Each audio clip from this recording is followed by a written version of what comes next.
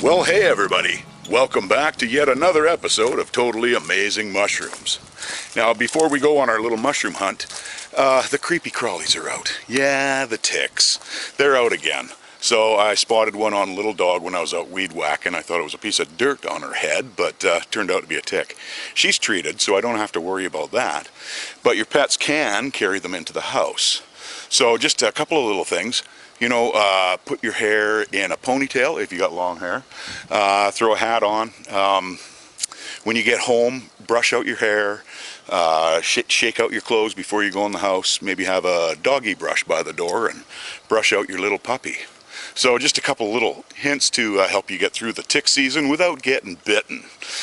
So come for a walk with us, see what we can see.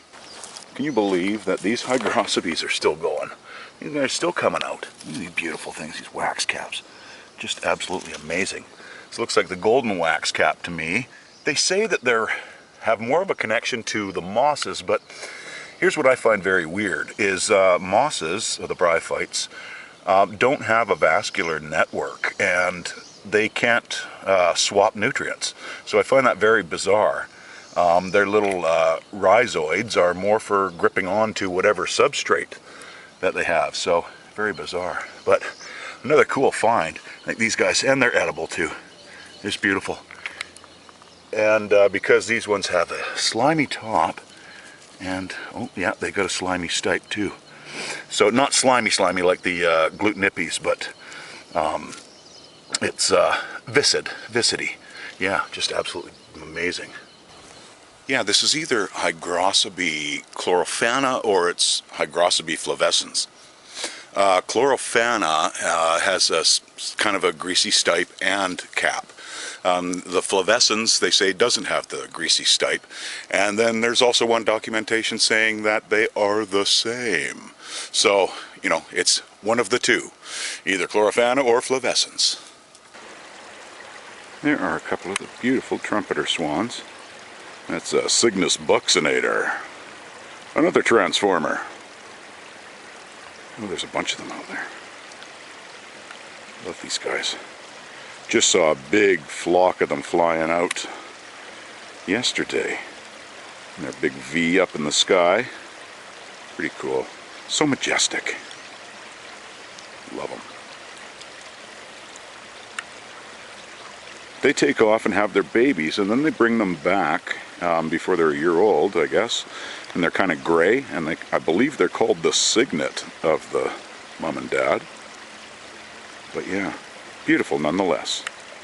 Here is a nice old hoof fungus by the looks of things. I believe it's Fomes fomentarius. One thing about them is their pores are completely the full distance of the cap.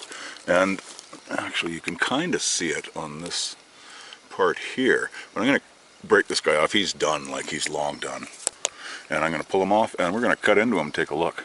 So just bear with me. Now, hopefully this will focus on that. There we go. You can see how long the pores are. They go all the way this full distance. And you can see, obviously, how rotted he is. He's quite old and done. But yeah, amazing. This is, I believe, one of their main traits is both looking like a hoof and also having these long pores. Just amazing. Wow. So that's pretty cool. That was the back side of him. And give you the front side here. Yeah, look at that. Just so cool. Really does look like a big old horse hoof or something like that. Pretty neat. Yeah. Awesome. Oh, and actually growing on here, we've got some Ganoderma applinatum. These are the artist conchs, and they get this kind of a powdery look to them, just like the Ganoderma organsis, the reishi.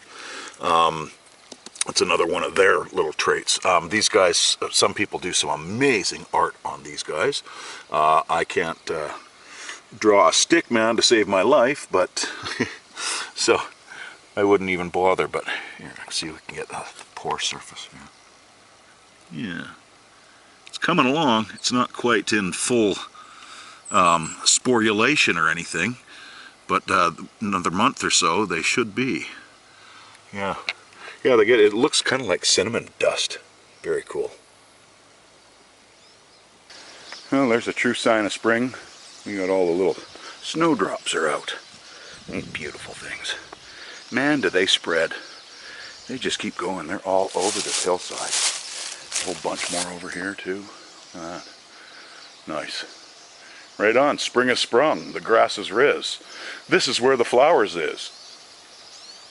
Oh, I always stop to admire these little guys. These guys are actually growing out of a fir cone this time. These guys are Nidula, I'm going to say Nivio tomentosa. They're pretty small and they're white. Kind of almost an orangey hue to them on the inside there. And looks like these guys have vacated all their little peridioles, their eggs. There might be a couple in there. But back in, what was it, 1910, 1908, something like that. But violet saffron white separated out the crucibuliforme and cyathus from the nidula, because they actually had a cord attached to each peridiole or egg that's in their little nest. And yeah, so these guys are really cool. Water hits them, tosses their eggs out. Cool. These guys are among the first to start blooming. I mean, around this time of the snowdrops and the crocuses. These are the Indian plum, or also known as the Oregon peach. This is Umbellia cerasiformis. Yeah, these guys they'll form little black berries. They start out kind of like a peach, and they look like they even got kind of a little cleft in them. Looks like a little peach. And then as they ripen, they get darker and they get black like a plum, and still with that little cleft, so it's kind of neat. But yeah, just beautiful flowers, and not the greatest smell to them. And their berries have a different, totally distinct kind of flavor to them too. So they do also have a certain amount of cyano compounds in them, so you have to limit your amount of consumption. And the First Nations knew this. They knew only to eat a few and not go crazy on them. But yeah, they're interesting. You can mix them in with other berries too, right? So that's nice. Big pits in them too. Like a big stone, like a cherry. Cool. All right, moving on. Wow, these guys are still going. These are the Clavulina cristata. Nice, they're all pretty tiny, and they're also right on the edge of a public trail, so there won't be any harvesting on these guys, but yeah, you gotta love the little corals. It's absolutely beautiful. They really, really are great for adding into pretty much anything you're cooking. So, you know, if you're wanting to make a stew, you can throw them in that. Wanting to make a soup, just wanting to throw them in with ramen noodles, just go at her, man. Not a lot of flavor, but, you know, they help add to the volume of your meal. And, of course, as we've talked before, they also have that compound in them, alpha-paraneric acid, that helps transport our cholesterol through our system without leaving plaque on the walls of our veins and arteries. Cool. All right, let's scooch along down the trail. Look at this crust fungus that has completely taken over this dead, well, it looks like a holodiscus discolor, the ocean spray. Yeah, just amazing. Look at these. Completely coated the entire outside of the branch. Very neat. Some beautiful little LBMs here. Look like mycenas to me. There's over 600 species of these guys. Pretty hard to narrow them down, but yeah, very cool. They have a white spore print. And yeah, these beautiful, beautiful little gills and kind of a conical cap. Very typical of the mycenas.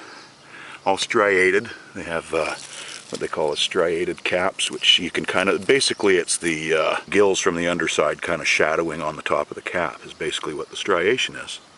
But yeah, very neat. Yeah, there's the forests are loaded with mycenas. So many of them.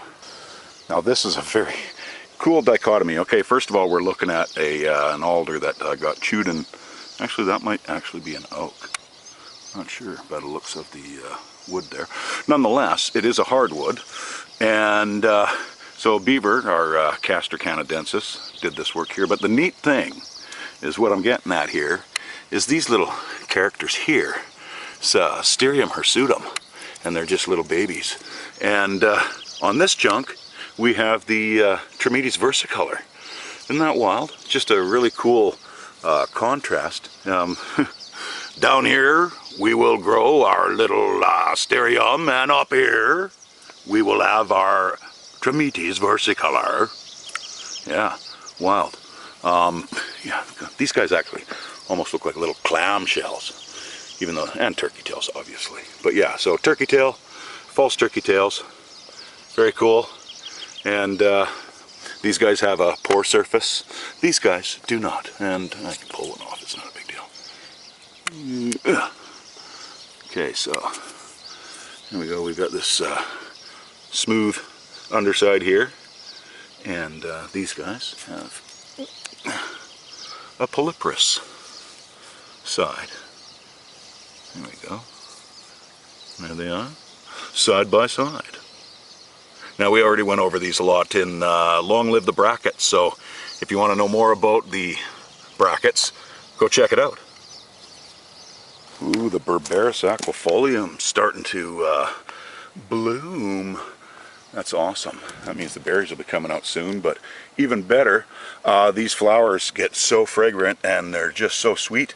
Just throw them in some water, and if you got, say, a soda stream, throw some fizzy into it. It makes a really, really nice, refreshing drink.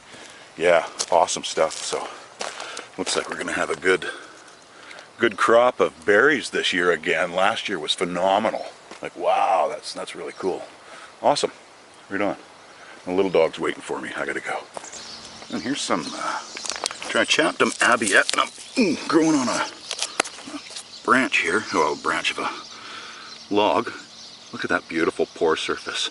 These are the purple polypore or purple bracket or purple pored bracket. Yeah, just wild. And before these guys went all white, they can have a beautiful purple lilac margin all the way around the margin of their caps there. They're just absolutely beautiful. Yeah. And then these guys also can grow a green algae on them as well. So yeah, they're really, really neat. If you find them growing on like a hardwood, you've most likely got Trichaptum biforme.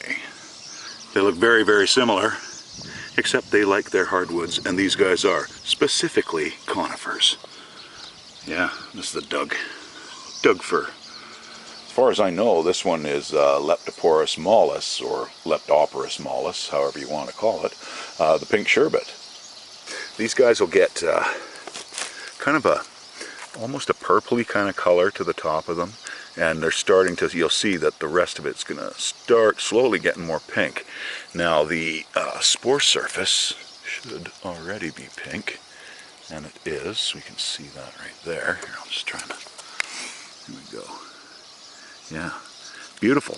Now these guys are little brown rot decayers, which is really, they find very strange because they're most closely related to Ceroporia, which is an actual white rot decayer in that genus. So very, very strange, but yeah, awesome. And if you remember back in a few videos ago, we showed the Rhodophomys kajanderi, which has a very black top to them. And they're very, very fused. These guys can fuse a little bit too. And these guys can get very contorted as well. But anyways, the kajanderi will only have kind of just a very edge of the margin will be pink, and the top will be black and kind of lumpy. And it's quite, actually the top of the cap of the Rhodophomys is kind of ugly. But these ones are just beautiful. There is another that has that can look somewhat similar, and it's the cinnamon polypore, and it can have a compound in it called polyporic acid, which is very, very toxic to people. But the Leptoporus mollis is apparently edible, which blew my mind actually, and they are quite soft, truthfully. So I can understand if they're young, you know, they probably would be okay. Because most of the polypores are like eating wood. You know, there's, other than that polyporic acid, I think most of them are pretty much non-toxic, but non-edible because they're just so hard and not palatable, really. So these guys are really cool. Now, that one polypore that has that polyporic acid in it is called Hapalopolis nigilans. I believe it is also rutilans is another name for it. And that one, if you put potassium hydroxide on it, KOH, it will turn a beautiful lilac. Whereas these ones, if you put it on it, it will turn like a red. So I actually have some in my pocket. And I'm going to put a little droplet on here and see what color it changes to. Now, I don't know if you can see this on the edge of the margin here. I put some potassium hydroxide on here, and it is turning red. It's got these little red dots. I don't know if you can see that. It's actually starting to, it's just taking a minute, but it's turning more and more red as time goes on, which is a good indicator that we have the Leptoporus mollis. Wow, okay, as time's going on, it is maybe not picking it up so much on the camera, but definitely by eye, it is turning red. Nice. And that's a very, very weak solution of KOH, by the way, that I put on there. So let's move on down the trail, see what else we got. Here we have a couple of trees that are growing so tightly together, you'd think they were one. But one is a Doug fir, Pseudotsuga menziesii, and the other is a red cedar, Thuja plicata. And then right out of the center of that cedar tree is another Doug fir growing out. He's had some distressing points there. They formed a scar, a burl, which would be kind of neat. Looks like this guy's pretty much toast. But yeah, growing right out of the base of this cedar tree. And other Doug fir. Isn't that amazing? Look at this guy. I'll back up a bit. Very cool. Two trees in one. Look at that big, beautiful guy up there. That's our blue heron. Ardea herodias.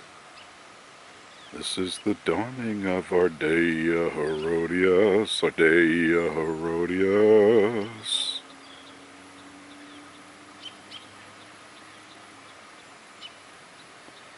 Just hanging out up there. You know, they land on the tiniest branches, and it's so amazing that it can hold them. They're such big birds. Mushrooms are so elusive. And these guys, you may take a boo at these guys and go, well, that's just a little bracket fungus there, a little polypore. Well, that assumption would be incorrect. Let's get a little closer look. You can see how fuzzy this guy. Put my hand back here for reference. Very, very fuzzy. Not very big. And definitely, you know, it's growing like a bracket would. Well, let's take him off and we'll take a boo and to get a closer look. Well, it's a guild fungus here. And very, very small. Okay, now I know what this is, but I'm going to get out a magnifying glass and we're going to enlarge it a little bit here. Okay, hang on. I'm going to set up my tripod actually. These are called the split gill, Schizophyllum commune. You can see how the gills are split longitudinally all the way up there. So inside that is their little spore surface. These guys have the amazing ability to, when it gets dry or arid, that these guys will actually close up shop and protect their little sporulation surfaces in there, and then as soon as it moistens up and the conditions are right, they'll open wide up again and start sporulating again. Now it's been kind of dampish out, so they're kind of open right now. You can see how fuzzy they are. Now these guys don't have a stipe, they're sessile, and I'm using my phone right now just to show you what their gills are like. So I'm going to take this away because I'm getting a hand cramp. But yeah, so that gives you a view of what they actually look like up close. So there's a lot of little attributes about these guys that are just absolutely amazing. They are the same no matter where you go in the world. Yeah, they've done all the sequencing, the DNA sequencing on these guys, and they've found that no matter where they go, they are basically the same. So they are all Schizophyllum commune. Whereas a lot of mushrooms, like, for example, the amethyst deceiver, the Lacaria amethystio occidentalis in the Pacific Northwest, is different name from the one over in Europe, which is Lacaria amethystio orientalis. They're the same, but slightly genetically different, being on opposite sides of the Pacific Ocean. Whereas these ones are the same no matter where you go. Now, there's one thing about these, though, they also have a little white spore print too. Now, they can be saprotropic, or they can be also parasitic. Now, this is an old willow, and they like their hardwoods. Yeah, just amazing. Now, one thing about these guys, in an earlier episode, I think it was actually a Closer Walk with Toe, I mentioned how Schizophyllum's commune can actually live in the lung. So don't sniff these guys. You know, if you're thinking that it's maybe a mock oyster and they've got a real stank to them, so and you want to take a sniff to see what they are, don't do that with these guys. They can actually live in the lung in our body temperature, which most fungi cannot. So, and it can cause some really bad lung infections and sinusosis and very nasty things, and you'll have to actually even get antifungal treatment to clear yourself of that infection. So really take care of that. So don't go sniffing these guys. And just like the lycoprodons, you know how they've got the spiky spores, and if you inhale too many of their spores, you can get lung infections from those, called lycoprodonosis. So you've got to really be careful. Now, these guys can grow anywhere, pretty much anywhere. They can live in the desert, like I said. They can dry up and close up their surface. They can actually live in sub-seafloor environments. So way down at the bottom of the ocean, they can actually survive. So that's just amazing. They actually, in Mexico, in certain parts of Mexico, and somewhere, I think, eastern India, they eat those as part of their diet. In India, they put them in kind of a savory pancake. And in Mexico, I think they add them to many different dishes, and they say that they're quite flavorful, and they add a lot of flavor to their food. But so way back in 1755-ish, I think it was, old Carl Linnaeus, he threw it in the Agaricus genus because it had gills, funnily enough. And it has had so many different names, and it's been by so many different big names too, like you know, Samuel Frederick Gray, Sammy Fred Gray there, and even Elias Magnus Fries and Otto Kuntz, and yeah, there's just the list of names of mycologists goes on and on, but finally settled on Schizophyllum commune. So just crazy. Oh, and I forgot to mention, actually, I was just got a little sidetracked there. Their life cycle is amazing. It's very complex. It's a called tetrapolar life cycle for their spores, and they've got two locus, group A and group B, and then those have two subloci, alpha and beta for each of them, so both the A and the B. And between them all, like one has 9 alleles, one has 32, and the other two have 9 as well. But you know, if you do the math, that works out to be over 23,000 combinations. Now, that doesn't mean that 1 in 23,000 spores are compatible. That's not the way it works. There's several that are compatible, but some are not.